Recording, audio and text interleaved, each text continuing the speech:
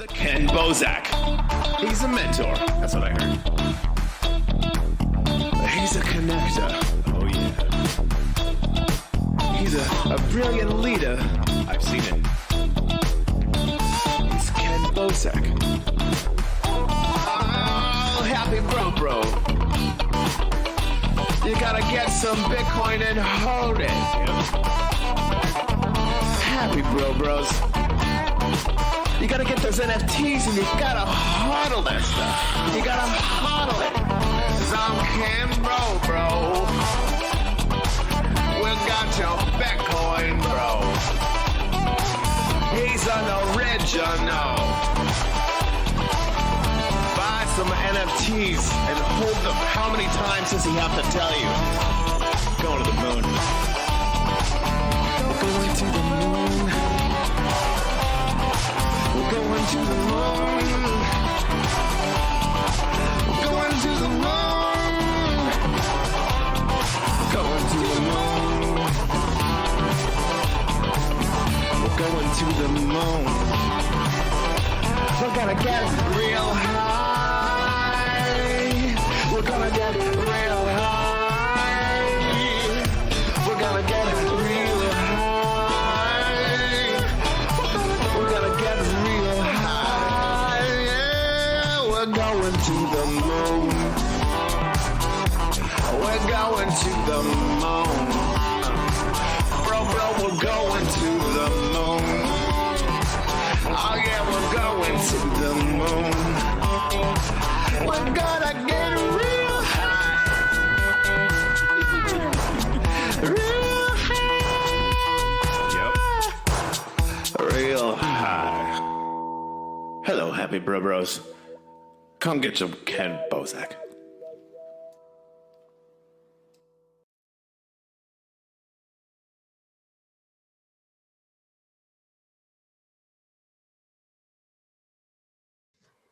All right, we're live, bros. How goes it?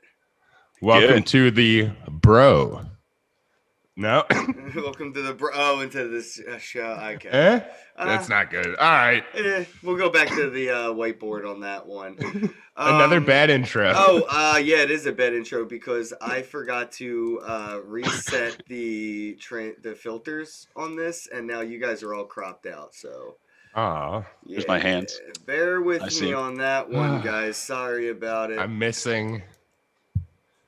I'm fixing it now. At least I showed up. All right, there. See, now I can crop the bottom out. I can crop the top out, and we're all good to go. All right, so who's here on the chat right now? I appreciate everybody tuning in early. We got Blue LLC, Anarchy, Mellow Fellow, and Keshav. How goes it, bros? Thanks everybody for tuning in. There's a V in there. Keshav. Oh, I got excited. I thought Kesha was watching the stream for a second.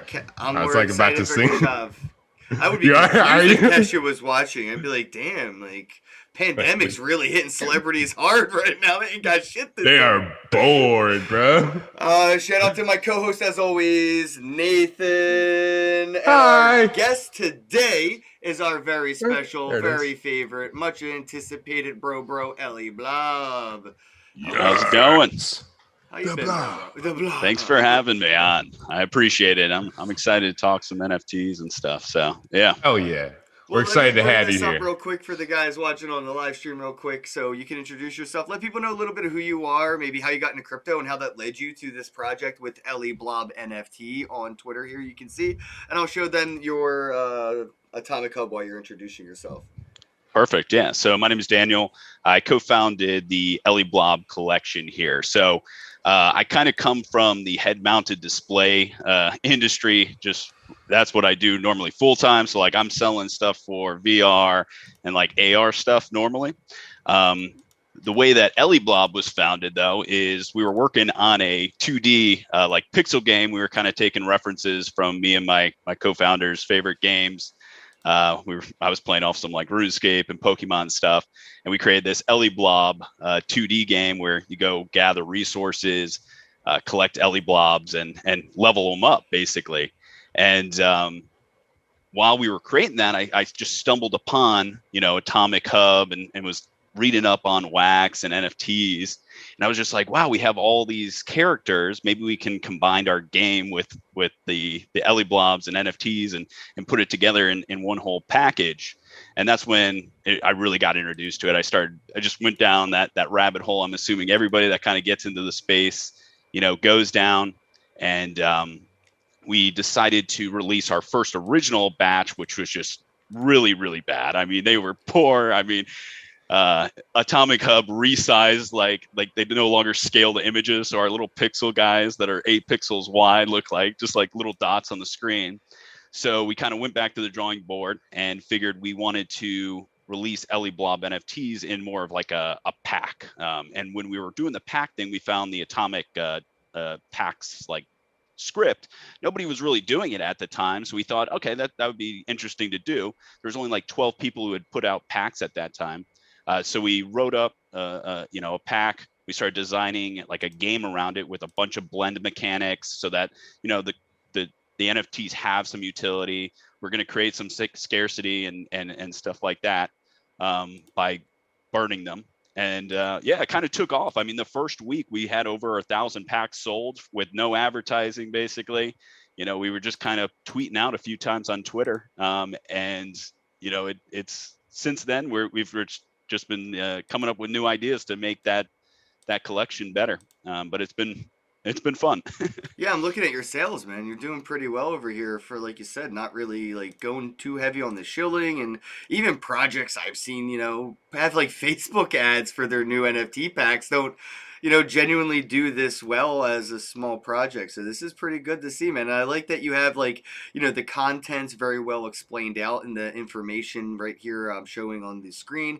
I just bought one of each, just to show some support. And it's cool because, like you said, they have utility. I like being able to do stuff with my NFTs, not just like stare at them. So utility is like a real big turn on for me. Let me go ahead and drop this in the chat for the live stream, and I'll go ahead and do some giveaways for the people that are watching live right now. If you're looking at the bottom right corner of the screen, I'll go ahead and pick up, what's this one here? The Genesis Ellie Blob. It's $8.20.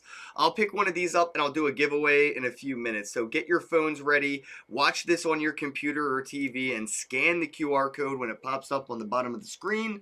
But I think it's awesome that you decided to go with wax, man, and not something like Ethereum probably would have.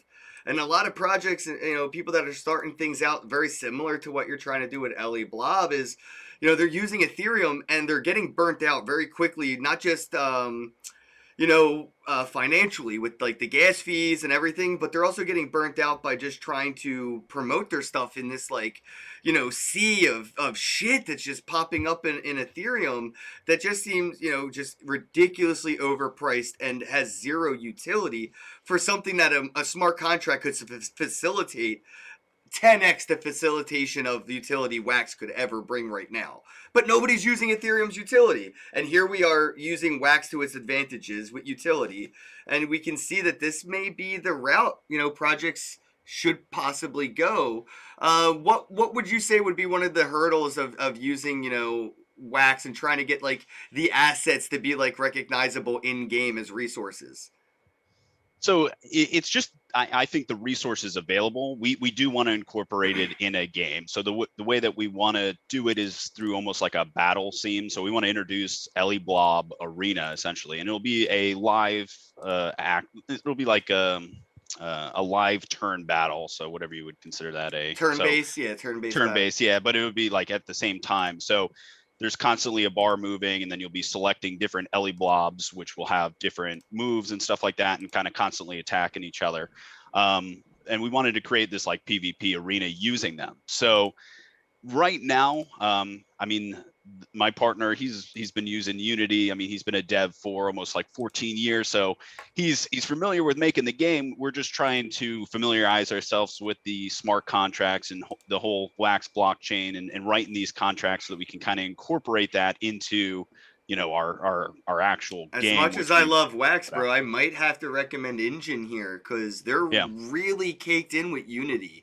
A lot of the developer applications and tools that Unity and Real 3D developers, the same things that they use to make Call of Duty or, most games on Steam, Engine's actually already like a tool built in to tokenize those in-game assets. So with the way Wax has built a bridge, there's a possibility to have those assets on Wax and then use a bridge to Engine to kind of like, maybe I wouldn't say like copy and paste it, but use like an escrow. So like you could have the Engine asset be the in-game asset, and then the tradable collectible be the Wax assets. And then when you log into the game, if you have the Wax one in your wallet, then that's the Engine asset that you can have access to. Yeah, I mean, it's something that we can look into and because we're just trying to find the way. I mean, we're trying to find the resources. We're asking. I'm big on interoperability. A lot of people are looking at one blockchain for the one solution, and I think a lot of projects are going to realize 3 blockchains or more are probably going to be key to a real survivable project moving forward.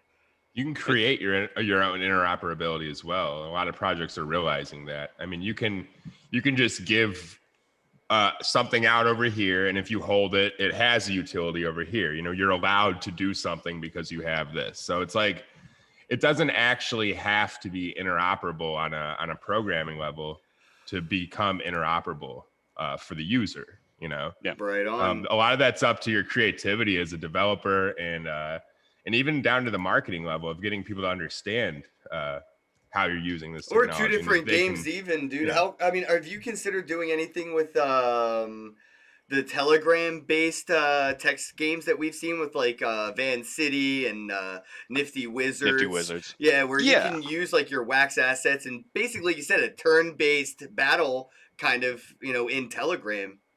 So it's another thing too. Yeah, I mean, we noticed, within 2 weeks, we were already kind of seeing like, we can release these NFTs and then provide some utility. But in order to keep growing in this like area, you're going to have to keep finding different additional use cases and maybe even creating your own token. Nifty Wizard, I know they have the dust and everything like that. And I know you love the dust. I think I love everybody's shitcoins though. Yeah.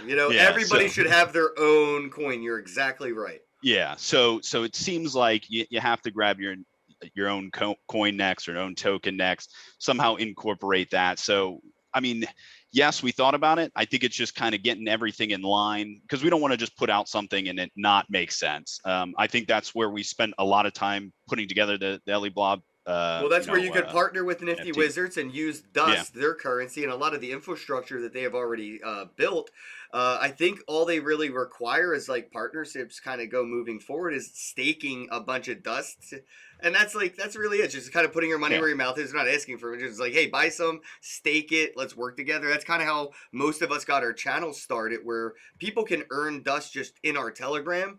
So, I think you could probably even partner up, not just, I think competition's great because monopolies are awful, but I think what some monopolies could do, like when there's one, is facilitate that ability to offspring it and do a lot more copy and pasting at a better quality level. I wouldn't say only use Dust if you partner with Nifty Wizards, but I would say maybe use that to start with, right? And as things goes well, kind of make your own currency and use that in conjunction with the Dust, and now you have that community, your own community, and it's a lot of cross-pollination that can take place. No, and I think that's important. So getting people that, like, I was even thinking about introducing some of the packs as, or for sale for Dust basically, and kind of start that interchange of our stuff. Because I know they have the USDT coming and stuff like that. So it also feels like as they make these connections with different tokens and coins and stuff like that, you have to start offering it for every kind of currency, or else you can't just be stuck on Wax, because it's not easy to get right now. I've had no issues, but I know a ton of other people have had a ton of issues getting Wax. I don't think it's going to be easy anytime soon, especially for my friends in New York City that are desperately trying to get Wax, and they're in New York, and it is, I think it's almost like illegal to obtain Wax in New York City. There's I don't know how they do it. Yeah. It's weird. We need to have more of these kind of peer-to-peer structures so that when you're looking for it, somebody can at least point you in the right direction. Yep. But Yo, that's what we have a lot in Telegram and stuff like that. You join a good Telegram group, you can usually find what you're looking for. Yeah. But yeah, it's tough. I'd like to see it available in more areas. We're leaving a lot of money on the table. Elleblob.com, Elleblob, ELEBLOB, Elleblob.com. You could set up a change now, and when anybody goes to elleblob.com, they could trade their Bitcoin or Ethereum for wax right on elleblob.com, and you earn a very, very small percentage of each transaction, and it's not increased. So you using this like Changely or Change Now referral, it's their average. That's what they charge anyway. Is this like 1% fee or whatever, and then they give a half of that to whoever uses their referral link. So it doesn't increase the cost on your customers or your community, and you can earn from it. So you can just say, hey, go to elleblob.com, and if you get the right API partnership with, I think, Change Now, you can even use credit cards and wire transfers to buy wax on your website, elleblob.com. Because right now on KennBosak.com, the closest I could get because of like regulations and I'm not LLC and all that is like a pop-up. So like if you go to KennBosak.com, there's a pop-up that will help you buy wax, and that's like as interactive as I could like get with my website.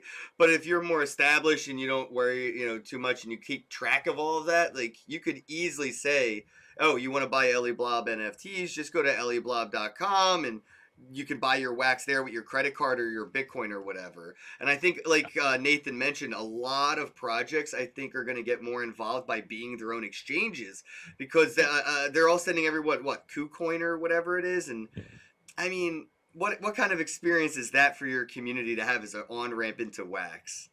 And you still can't use it in some areas of the U.S. even, I believe. Yeah. There's a lot of exchanges that people suggest that aren't available in a lot of areas. Like you mentioned, New York, it's hard to get a lot of things there.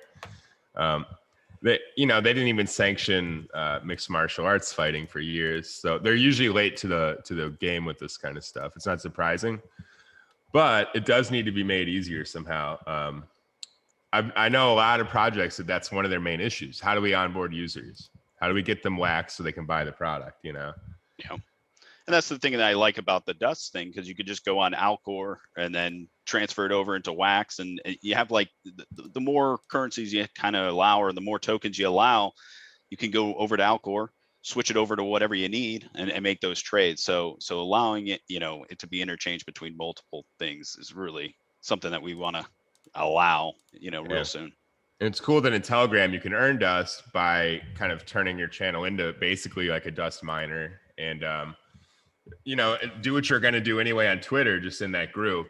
It encourages like good social interaction, and just for like being a valuable member of the community, you're getting rewarded with money. Yeah. And it's not like that. I know it's that weird social currency thing, but we can see how it can be a positive thing too. We've got good examples of it now.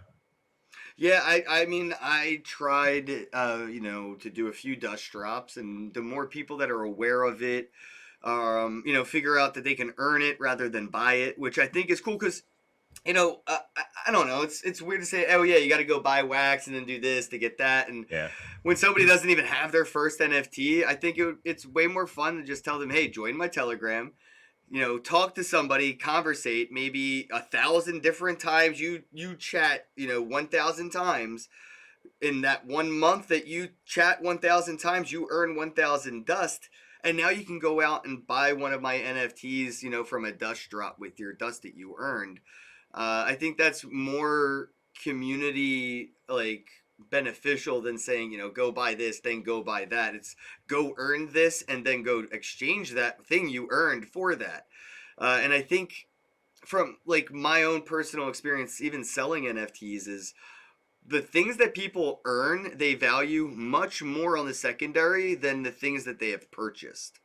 And I don't know if that's just with my community, because that's really what I'm focusing on but I've seen my community value the things that they earn much more than the things that they have paid for.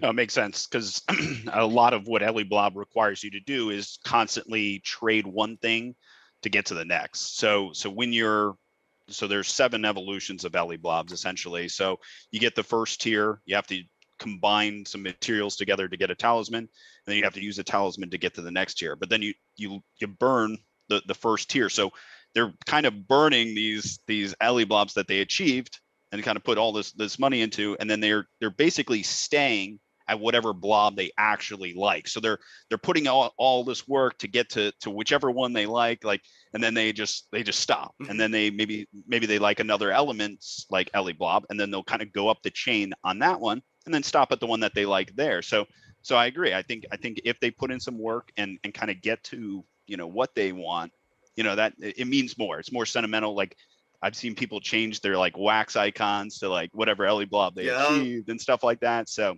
yeah, you can see them, just appreciate it more. Yeah. I wonder, Nathan, if you did this, because I don't think I ever asked you this before, but I feel like you might have as a kid. You ever build a Gundam or anything and paint it one of those like Gundam, collectible pieces of art? It's not, I don't want to call it an action figure because it's like more of a statue. Yeah, I know what you mean though. Right. Yeah, I did that. Yeah. I had all the little things, and you get like the little brushes and you paint stuff. Yeah. What he's describing with Ellie Blob to me kind of feels like that's why people have that. It's a lot more personal touch goes into it, not just like an effort, but it's personalized effort, and the achievements and the end results are very personalized as well. Is why people take that personal pride in that.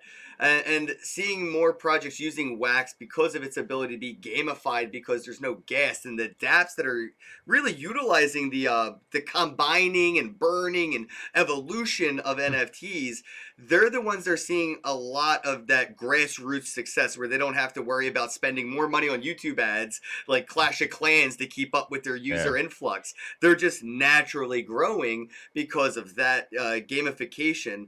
Do you think, like I mentioned, Clash of Clans or something like that, like an Oregon Trail-esque type game, using, NFTs?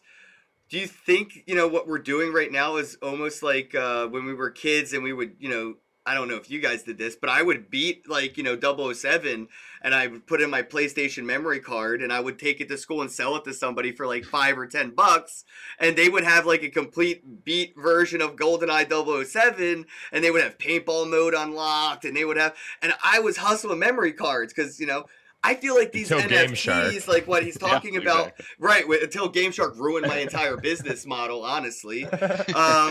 I was just curious, do you think that what we're seeing with NFTs, and like I mentioned with the Gundams to Nathan, this personalized touch, do you think that could be like, a future in which there's people that are playing video games to get to certain levels just to transfer those accounts over to people?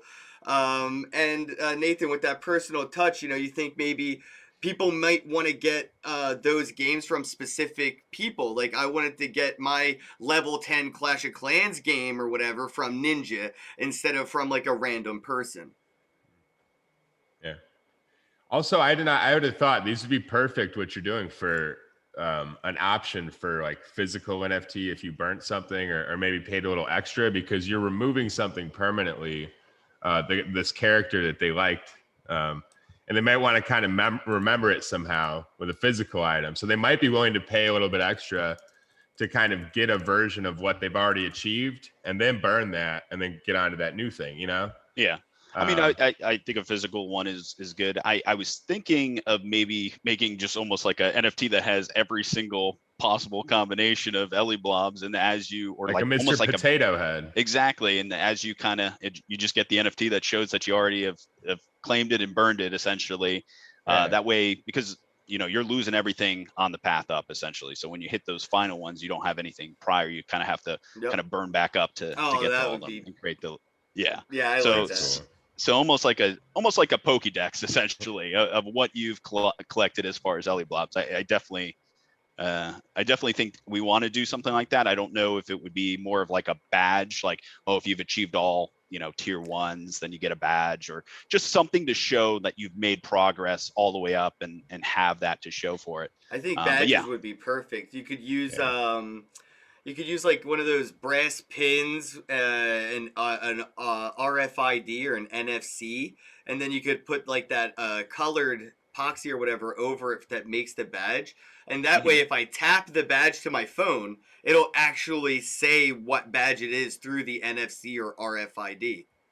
Yeah. I mean, that would be very cool. It should probably be something that we start looking into right Oh, away. you want to $1 be million honest. idea? I tried to give it away before, but nobody wants to take it. It's straight up $1 million idea. Ready? Is it pins? No, Nathan's gonna be mad, but I've given this away before. You can't go giving away your $1 million to everybody. You're giving away $100 million this year. Do you know those 50-cent machines you put in and get a toy out of the ball? Yeah. Why aren't people putting QR codes inside there for NFTs in 50-cent machines?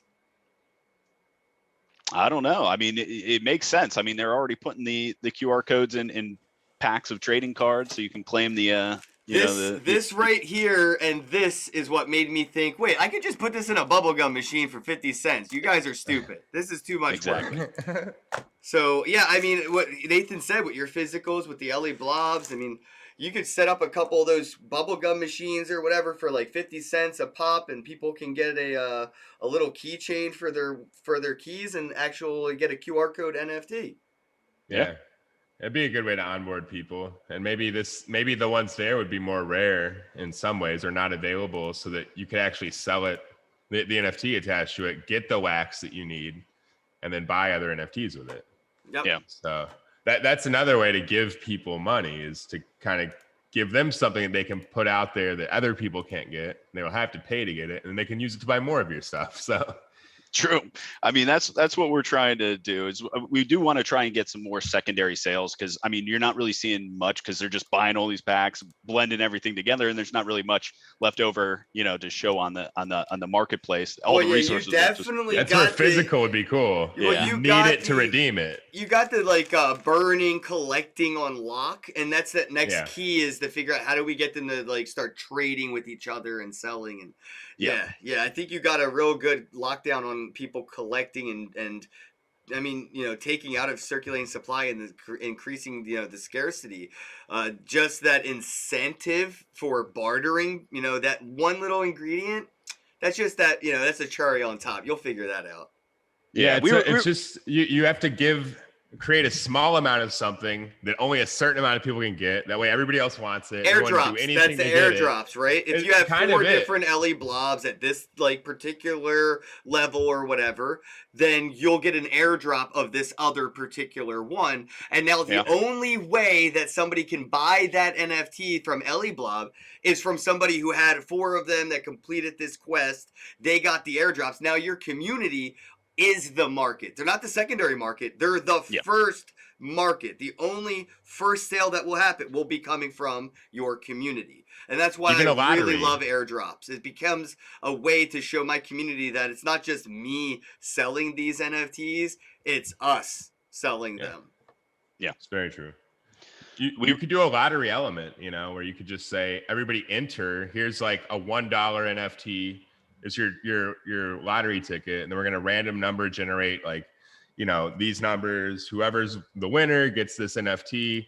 No one else will ever get it. So people basically have to like bid them crazy money, or they have to put it on sale. Yeah, and that's how you're gonna get all your resales right there. It's just by you have to just create resale opportunities, basically. So we figured what would help with some resale is, so everybody there are some leftover resources. So once you kind of level up, one element, you're going to have all the leftover resources as you gain, the next element up to the final form. So we were thinking about, because we go Ellie Blob Bob is our like main character of the game. We were thinking about introducing a Bob box, which would be essentially a boom or bust. You basically take over one of each of your leftover resources of a certain element, blend them together to create this chance at a shiny Ellie blob, essentially. So it's all or nothing. It's a like very low chance that you're going to get it, because right now in the packs there's a 1 in 750 chance that you get this shiny Ellie blob. Only one of them has been found of the 4. So we were thinking about, you're going to have all these leftover resources. Why don't we create a secondary market of like transactions around getting you a second chance at at getting that shiny Ellie blob, because the majority of those are unminted at this point still, even almost 2 weeks since the collection's been out. So we're trying to come out with, and we can maybe do it as a drop instead of a blendable item. We can maybe just introduce the Bob box and sell it as a drop, and then they can blend that box together to do it. It could probably go either way. I like that. I mean, I've been trying to convince people to do subscription-based NFTs for people as degenerately lazy as me. Like, I mean, why don't we see like these loot crate things more than just like, I love what the Nifty box has done by Joel and Travis, and I think Pranksy has one as well with their NFT box, and it's just this one NFT that you buy and you get airdropped NFTs for holding it, and you can actually sell that subscription. So next month that random airdrop could be gone to somebody else. And I don't know, it would be nice to see more projects figure out how they could do this in a way that raise capital in large amounts. If you could sell 10 of those NFTs for $10,000 each, that gives somebody X amount of assets every month, then that's a partner in the business. They're at the board, and they can share or sell or trade their seat at the table, and those dividends that they get are just in-game assets that were airdropped to them, and those board members are now the market. You have 10 people that paid you 10 grand to be your shopkeepers 10 different marketplaces over. I agree. I think there should be a ton of them. I mean, think about it. As soon as the subscription box model came out, I mean, you saw it blow up. It makes sense that it should blow up in the NFT space as well. Yeah, I actually bought one of those NFT boxes from Joel and Travis, and then I sold the memberships secondary. So like, I actually sharded it. So I have one box, and then 20 people bought a random lottery to it, basically. And yeah, I sharded their idea and resold it. Yeah, I gave him one. It's awesome. I get tons of stuff all the time, and it's all amazing stuff. So whatever stuff they send me, I actually give back to the people that bought a seat at that table. That's perfect. I mean, yeah, you can continue to break them down like that too. Mm-hmm. So I'm sure other people have broken down their chairs as well, and now they have a love seat. Yeah.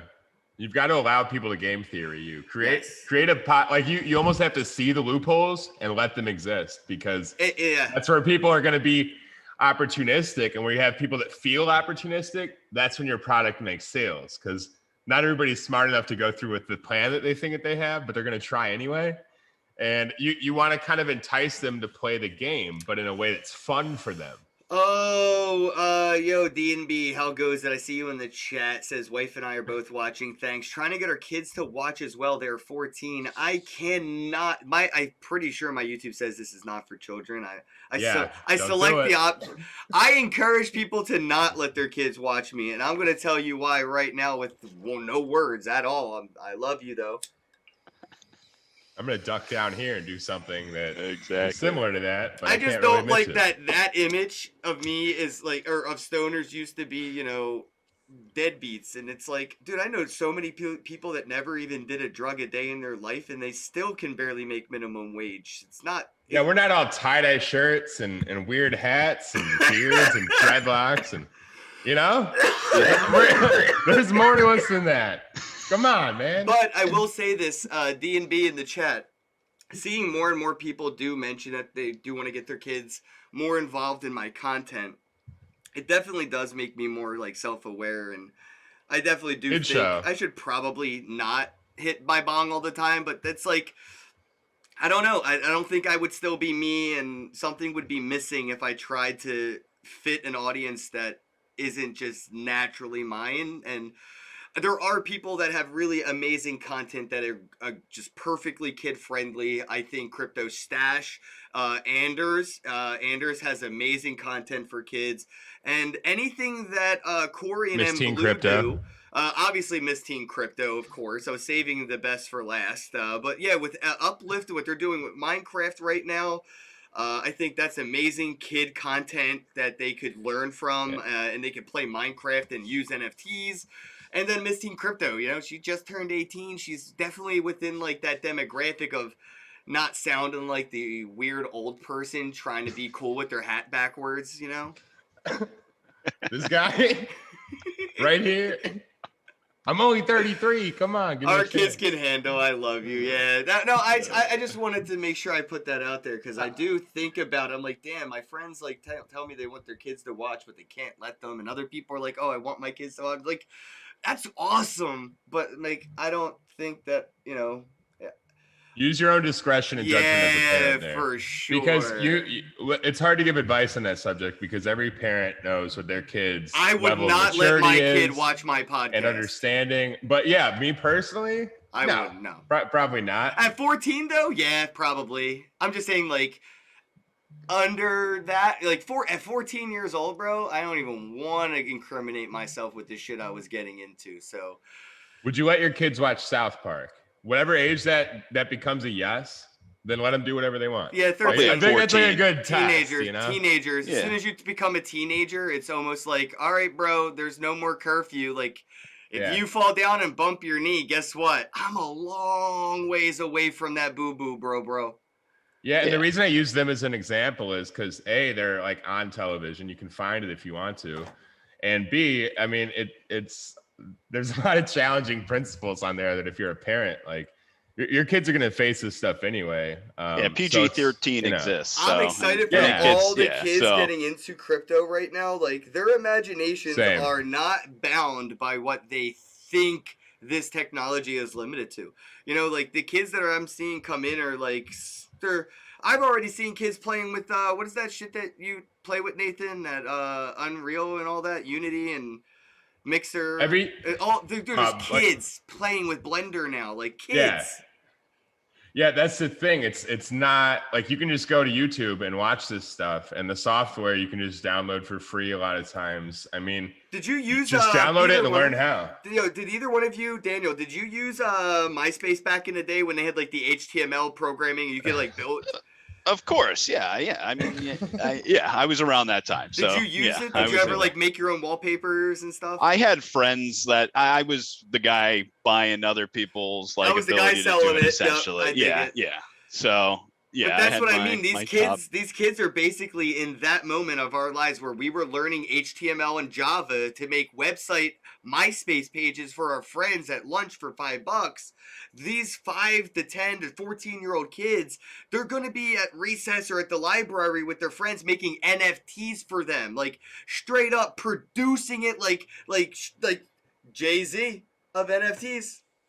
They will be because I mean I watched my younger brother. I know Roblox just went public, but I mean they can make their own maps on Roblox. They can make their own servers on Minecraft. Yep. They're already kind of used to having to get involved in this like coding and designing thing from a very young age. Those are the small. I mean they're marketed to like younger generations. But like if you kind of dive into the back end of it, you can also make your own servers. You can make your own maps and everything like that. So they're already kind of dabbling in all that kind of cool space that I personally that wasn't around like when I was young. I mean, we had to figure out how to do HTML for MySpace, but they're like designing games for fun. So they're touching Blender, they're designing Roblox maps, they're designing different scripts for Minecraft and stuff like that. So they're already like they're just going to be so good at it. I feel like once they kind of get into this space. Mario Maker kicked all that off too, man. For the kids, Mario Maker came out of the woodwork, and all these kids blew up on like YouTube just for making like the most interesting Mario Maker levels. Like there was only so much creativity that these adult content creators thought were possible, to the point now, on average, all of the adult content creators that cover Mario Maker are playing the levels that children design, and they're gamifying it and giving them gift cards if they can't beat the levels and stuff like that. But it's because they have that, eye, and it's really interesting how they use it. So it's more fun to just kind of like let them run with it and encourage it and play with whatever the heck they're building. And I think when it comes to the NFTs, we're probably going to see a kid come out with a game like Ellie Blobs in their teens. And I mean, that's to me like the best part of all this. Like the celebrities and all that selling, I'm not interested. But what I am interested in is like the next 14-year-old that's going to come out with an NFT video game similar to like what, Ellie Blob or Nifty Wizards or whatever, Splinter. It doesn't, something I can't even fathom right now. That's the shit that I want to make sure I'm supporting. You know, by the time that 14-year-old is 40, I'm pretty sure I have made a good investment in it. You know what I mean? And that's what I'm looking at. I don't want to invest in 40-year-olds anymore. I want to invest in 14-year-olds. I want to invest in the future now, and I don't want to have to wait for it. Plus nostalgia exists. So, you know, when they get older, they're going to look back on some of those older projects. And because of the way that NFTs work, I mean, they can always go back and airdrop. They can always keep, you know, people that supported them from the very beginning. It's all tracked. So like they can go back and be like, hey, like I appreciated you, you know, you were there when I just getting started. So like, yeah, I mean, that's the beauty about it. I mean, there's so many awesome things about the NFT space. And as, you know, younger people get into it, I think I'm trying to convince my youngest brother, he's like 16. I'm trying to get him just to get his first Wax wallet set up. Like I had him get it set up this weekend. Like I'm trying to get everybody on it. Yeah. No, it's hard. But it's tough to get them on it because they just don't know. They also don't really like Wax isn't something like, I mean, that's the beauty of Dust, though. They can just chat to earn it and then make it Dust. But like they don't have cards and they can't buy the Wax and stuff like that because it is kind of an investment in the initial start. Like you have to somehow buy it, and making it easier for kids to get into it. You know, it'd be awesome. That's why I've been doing some Wax tipping. So there is a you know, an EOS blocks tip bot in my Telegram. So when I see helping people do things or whatever, or just randomly, I can tip somebody a couple Wax, you know, not just Dust, but I can send them like 4 Wax. That's like $1.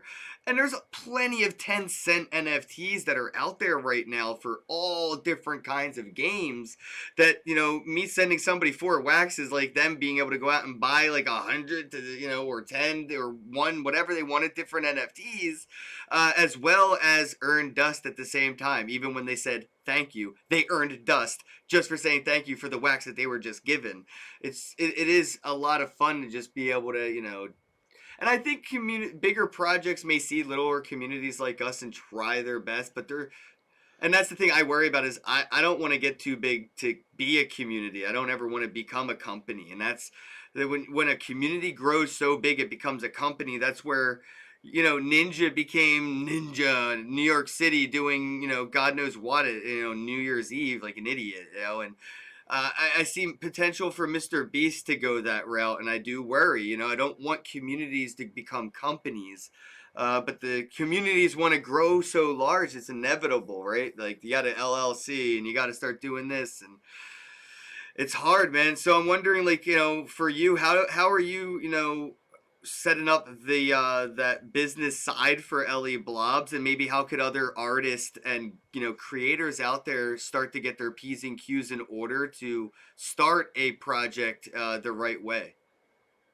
Yeah, I mean, I have experience like the head mounted technology thing. That is my own business that I just sell basically remote support and these virtual office spaces. So we sell like a VR office. That's how me and my partner conduct our meetings. You know, we'll put on the headsets, go into this virtual space, and we'll just write out ideas because, you know, we can write in 3D. We can draw out like our ideas that, you know, are just you can't do on a, you know, a Zoom call or even in real life or even in real life. Yeah, you can't draw in 3D, but I know they got those pens. But yeah, I mean, as far as setting up a business side right now, I mean, we're small enough where my main focus is kind of creating that community, getting people talking, interacting, kind of showing our ideas, getting a feel for it. Like I don't want to go in there and pretend to be an expert right from the beginning because, you know, we're not an expert in the NFT space. We're more of an expert on like VR, AR, like that. Like that's what we know. So right now, I mean, we want to put everything together and even maybe start combining that VR and NFT space a little bit more. Like we want, I mean, my buddy and I, we're talking about creating a city where you're creating NFTs for the city, and then you can sell them in like a little, you know, marketplace while you're walking around, hanging out with your friends and stuff like that. Like we want you to actually start experiencing the NFTs, and we kind of have, you know, the city part. Now we just want to kind of start incorporating the NFT part and like just kind of bring it all together. So I mean, as we kind of incorporate into some of our like real work, I think that's when we would maybe start developing the business side of the NFTs. But right now, this is kind of, we're feeling it out. We want to put together the right project. We want to make sure that people that are purchasing our packs are getting value, that they're Their NFTs aren't just sitting there, you know, not gaining value. As long as they them, use them, they won't lose Yeah. them in value. That's the thing.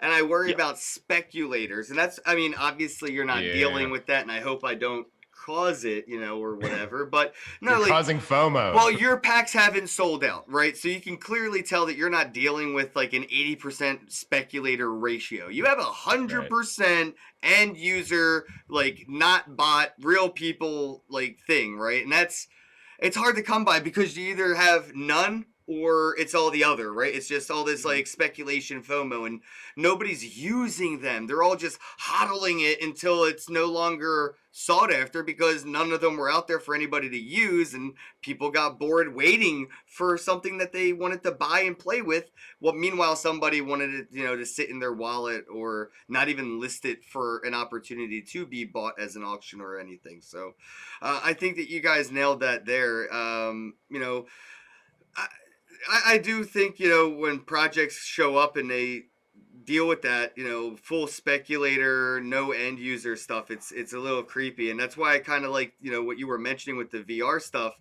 what Nathan's doing with Superworld. It has so much genuine momentum. You know what I mean? Like, not for nothing, but like Harris isn't out there like fucking buying YouTube pre-roll videos and Facebook paid ads, and it's just like, no, he's not paying anybody to talk about him. People are just talking about him. And then you'll see things like you know, VV or whatever. The only people that are talking about VV are the people that are getting paid by VV. And that's the shit that I kind of like just red flag it. And that's why I like these small grassroots projects, man. Like, but I'm curious. We create genuine traction using love and community because, like, that's what we want. We're all people. We want the same things, you know. So whenever you do have a project that's injected with that much love, just like cooking a good dish, you know, you can kind of tell if somebody cared or not. This is important to the success and the outcome of the project. If you want to create physically that vision that you have in your mind for your product, it has to involve love and community, or else it's just not going to be workable. It's going to be just all superficial if it is successful. So I'm just it's curious, good to get that you know, grassroots thing going. Have you thought about how you might be able to combat, you know, speculators if, like, you know, the Blue Wizard decided to swing his big dick wand around? That's what I was thinking. And buy up all of your remaining, you know, packs and manipulate the market, you know, like, because we are all of our projects on Atomic Hub are small enough for somebody, you know, like the Blue Wizard to come in and do that. And I mentioned this very early on into the space where people, you know, aren't ready for that level of game theory. And it's already being displayed. You know, I give it to the Blue Wizard. It is in a positive light, you know, and I appreciate that. But one bad day away from being Lex Luthor, you know what I mean? Like, I'm just curious, have you thought how projects might be able to, like, you know, mitigate speculators from coming in, or whales from kind of like splashing around and ruining the fun for everyone? Like we right now are seeing with Xbox and PlayStation 5, literally the same thing. Whales came in, bought them all up. Now they're listed for over double or triple the value on Amazon. Nobody's buying them, and you can't even buy one for the face value because they're all sold out. So now nobody is playing PlayStation 5 or Xbox's new console. I mean, I had that initial experience when I first came here, like came on Atomic Hub at least. So when I went there, there was some account, I think it was like Mint One Vault or something. And yeah, whenever my boy Sky. And Sky came in and he bought all the little tiny small ones, and I was just like, wow, he's gonna have all of them. Nobody else will ever be able to have them because whenever I put them on, he's the one snagging them up. So I was like, okay, so that was like my first introduction. That's obviously when we kind of went back to the drawing board and kind of came up with the packs idea instead, and then we added in this 1 in 700 mechanic where really, even if you bought all the packs, there's not even a chance that, I mean, there's actually a small chance that we never see a shiny come out of these packs. Like, so there are some mechanics in there where, like, you know, we may just never even see that NFT minted. So, you know, it does, like, you'd have to buy everything in order to get it. So like somebody could buy one pack and get it, you know what I mean? So it could prevent that whale from coming in here and getting everything. Like they can get in there, get that one lucky go, and they have, you know, probably the most sought after Ellie Blob. while everybody else has all the packs that they can go up to the final evolution, but they don't have the shiny one. So I mean, we put in some and I also think that's the thing that keeps them selling too, is that super small chance that something that nobody else is going to have, even though there's 28. Yeah, we had to make 28 NFTs to put it in there, but it was worth it because that's what keeps people going and continuing to buy, because there's still that open value. So there's 3 unminted Ellie Blubs for people to still collect, and they're technically probably the most rare rare NFT in the set. So that's the cool part about it. I've mentioned that before. I think Nathan as well. Imagine if all of the Charizards out of the Pokemon first editions were open, right? Like if every Charizard from Pokemon's first edition were in circulating supply, without a doubt, you knew that.